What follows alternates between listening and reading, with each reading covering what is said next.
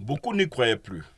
Après de multiples rebondissements, les Sénégalais sont finalement appelés aux urnes demain dimanche 24 mars pour élire les chefs d'État.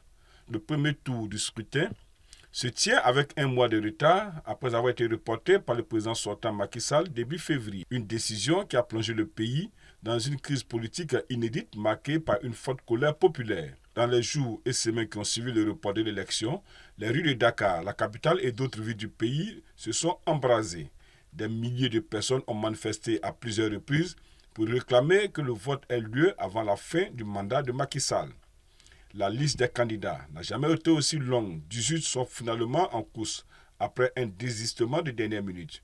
Lors de la dernière présidentielle, il n'était que 5. Une fois l'élection terminée, quels seront les enjeux principaux des 5 prochaines années au Sénégal? Les chercheurs s'accordent pour dire que le prochain président devra considérer une réforme institutionnelle. La crise politique et les manifestations violentes que l'on vit depuis 3 ans ont montré qu'il fallait revoir le fonctionnement des institutions. C'est le diagnostic de beaucoup de candidats, souligne Babacar Ndiaye, directeur de la recherche et des publications de Wati. Même si la crise politique et institutionnelle a beaucoup occupé l'actualité sénégalaise depuis l'arrestation d'Ousmane Sonko en 2021, l'enjeu prioritaire du prochain mandat a trait à l'économie, au chômage et à la jeunesse. Selon les statistiques nationales, le chômage en légère baisse frôlait encore les 20% fin 2023. Le phénomène touche en particulier les jeunes dans un pays où la moitié de la population a moins de 19 ans. Aujourd'hui, on est face à des élections très indécises et les Sénégalais n'ont aucune idée de ce qui va se passer dimanche.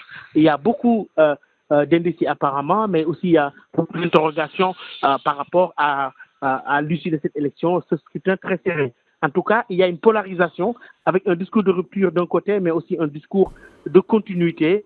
Entre les deux, il y a une population qui s'interroge sur son avenir, l'après 2024, qui se dessine comme étant un enjeu majeur pour l'avenir du pays.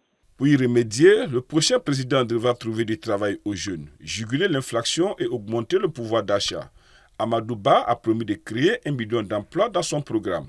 Pour le camp de l'Est-Pastef, l'amélioration de la situation ou le développement du pays passeront par la souveraineté économique et monétaire. Ousmane Sonko et Bassirou Diomaye Faye veulent mettre en place une monnaie nationale ou régionale pour remplacer le franc CFA, utilisé dans l'Afrique de l'Ouest et hérité de la colonisation.